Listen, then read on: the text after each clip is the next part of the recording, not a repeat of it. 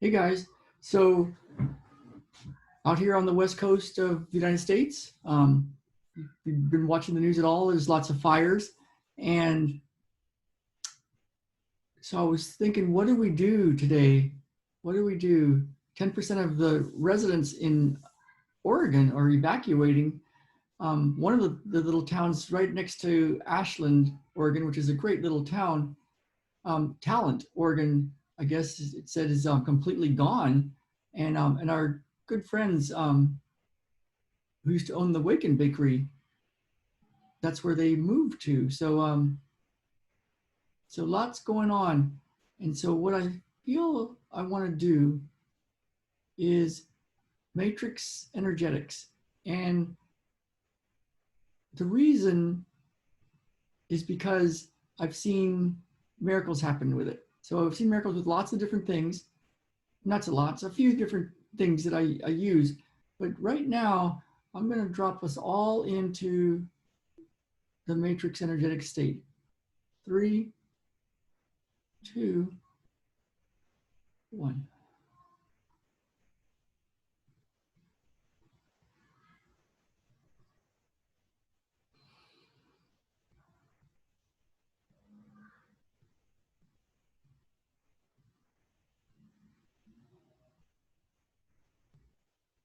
There's a frequency in matrix energetics called frequency 19, and there's a healing energy called negative green. It doesn't mean it's negative like in a bad sense, but it's called negative green. And there's a frequency called frequency 19. Oh, it shows up around disasters and in other sacred times.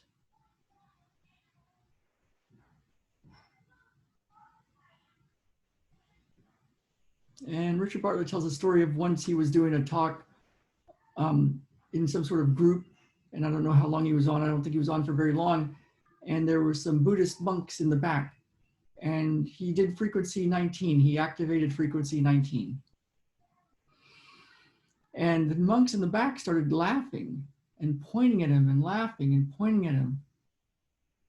And he was like, what is that all about? He tells a great story about it. If you've ever taken a class from Richard Bartlett, you know how much fun it is. And mind-blowing fun, as my friend Kim Burnham told me. She said, why? I said, why do I? She said, just take matrix energetics because it's mind-blowing fun. I didn't even know what else it was, but I just read his book that's back there, Matrix Energetics, the first book. And I read that in one day at a coffee shop, Java Joe's in Pacific Beach, California, in San Diego by the beach. And one day, and I was just laughing and laughing and laughing and drinking my coffee and having a great time reading this book. And you know how you can tell when there's truth? And I knew that Richard Bartlett was telling the truth in this book, but it was beyond belief. And it was so funny. And he told the story of Mark Dunn and how hard it was for Mark Dunn to try to figure out how to do matrix energetics, and how he'd spent, I think, 2.5 or 3 years trying to figure it out and wasn't getting it. And then in one instant, he got it. And all these miracles that happened, and all these funny times, and all these weird times. And I thought, I was like, I know this is true. I got to be able to do this. So I went back to the clinic when we had a clinic in San Diego, and I tried to do it. And my friend Kim was there, and where's my Yoda? Yoda's downstairs. And she was having these miracles in that 2 weeks before I took the Matrix Energetics class for the first time. And at lunch once I asked her, it's when she brought me my little Yoda doll. And I said, when am I going to get to do what you're doing? And she looked at me with her little twinkle in her eye, which she has. And she goes, you're already doing it, Ralph. You just don't know it. And I was like, oh God. And I knew, you know when you can feel the truth. I knew it was true, but I didn't know how to quote unquote do it. And because I tried to do the stuff in the book, and it just made my regular integrated manual therapy, my medical intuitive work a little better, but it wasn't what was described in the book. I could tell that, even though I was doing it. As I look back, using it is a better word. Accessing it might be even a better word, or noticing it might be even the best word. And And then I took matrix energetics. And in the first practice session, they said, just okay, get up, everybody do it. And I literally did this to Jen. 1 point, 2 point.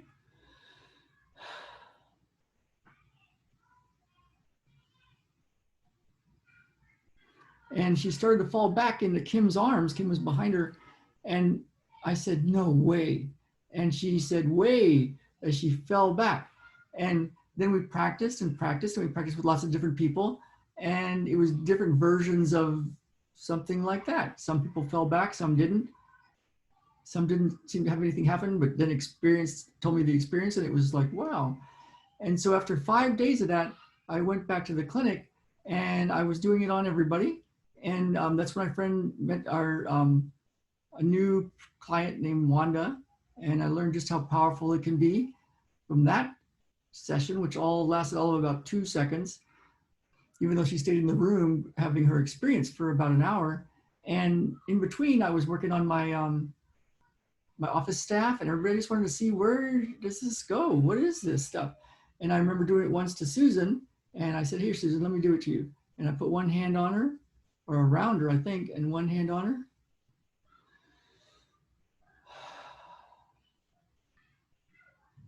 And I did that. And I said, what happened? And she goes, you just took all the sorrow out of my heart. And I'm like, I did? It's like, I don't think I did that. Something did that. And so very interesting times in that first day after coming back from class. It was a Friday, because the class was Friday night, and then Saturday, Sunday, Monday, and then off on Tuesday, and then Wednesday, Thursday.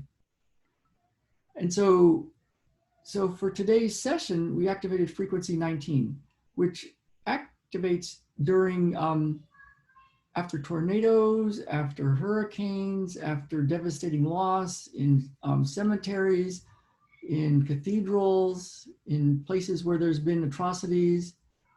There's a sacredness that shows up in those spaces.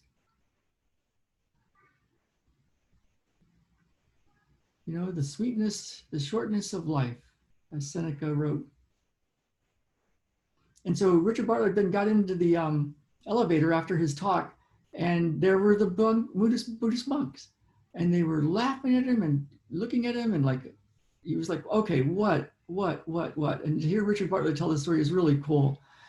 And one of the monks that could speak English said something like, we studied for 20 years, but your frequency 19, it's the same thing. We waste our life. And they were laughing and laughing, because they knew they didn't really waste their life. But it doesn't have to be so hard. It doesn't have to take so long. There's a sign at the bathroom in Delaney's Coffee House on Denman in West Vancouver, this is a shirt from Vancouver. And the sign on the bathroom door says, the key to happiness lies inside. The key to the bathroom is at the counter.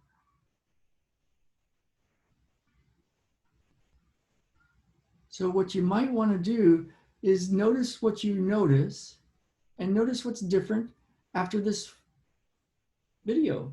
Because it's like we're doing a matrix energetic session for this these devastating fires and the people that lost their lives and all this serious stuff. So why would I be talking about funny little stories and funny anecdotes and funny things that happened, and monks laughing?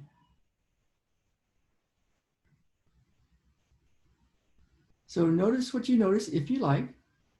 Notice the miracles if you like. You don't have to notice miracles. And let me know what you notice.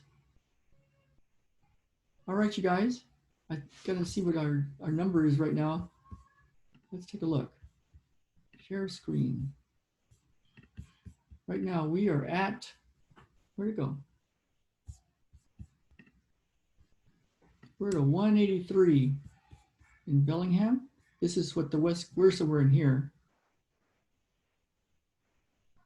Here's Canada. Yeah. Green is good. Look at that. Casper, Wyoming is a 5. That's kind of nice, huh? Yeah, so that's the west coast of the United States.